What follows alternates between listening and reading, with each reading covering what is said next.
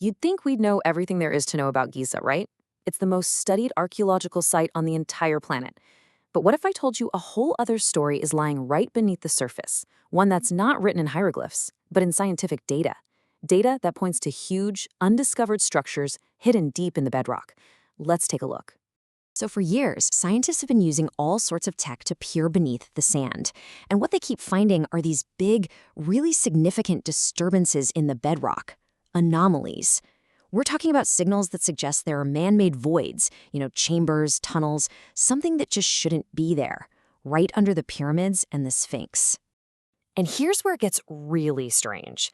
Back in the 1970s, a super detailed survey by the Stanford Research Institute, or SRI, didn't just find these anomalies.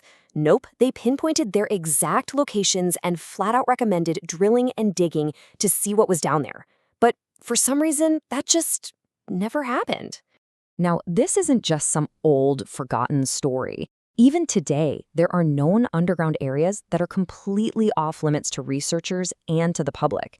And those spots that were flagged by that historic survey, yeah, they're still basically untouched. So you have to ask yourself, what is really under the Giza Plateau, and why don't we know more about it? Okay, so to really get a handle on what might be hidden, we first have to look at what we've already found. Because one thing is for sure, the ancient Egyptians were absolutely obsessed with building down into the earth, not just up toward the sky. Let's just take the most famous building in the world, the Great Pyramid. We all know about the king's and queen's chambers way up high inside. But look down here. See this third one? This is the subterranean chamber, and a lot of people just forget it's there.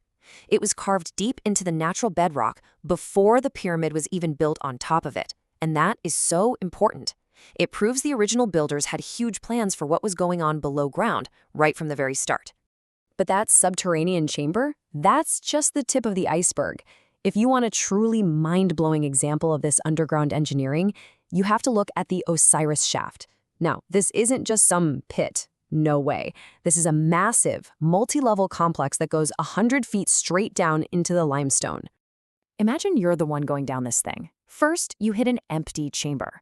Then, you drop down another shaft to a whole second level, where you find a room with 6 smaller chambers cut out of the walls, kind of like a crypt.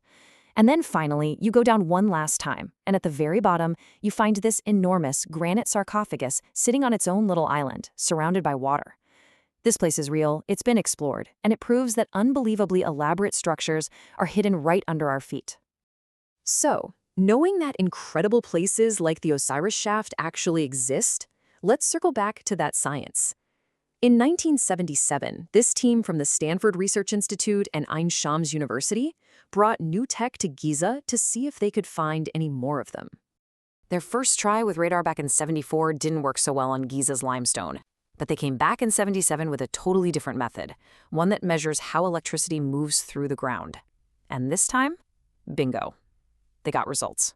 And you can see how their work sits in this really critical moment, years before Dr. Hawass fully explored the Osiris shaft, and way before modern projects like ScanPyramids started looking for empty spaces inside the pyramids themselves. And this is a taste of what they found. The final report listed a bunch of very specific anomalies. Around the Sphinx, they picked up what looked like a shaft in a tunnel and said, hey, you should probably excavate this. Near the second pyramid, they found signals suggesting a vertical shaft hidden under the pavement and maybe even a tunnel leading over to the temple. The point is, they gave a clear, actionable list of targets, basically a treasure map for where to dig next. And listen, don't just take my word for it. The scientists themselves put it right there in their final report. Their conclusion is chilling. They said these weren't just little glitches in the data. The signals were so significant, so large, that they stated they should not be ignored. And yet, for the most part, that's exactly what happened.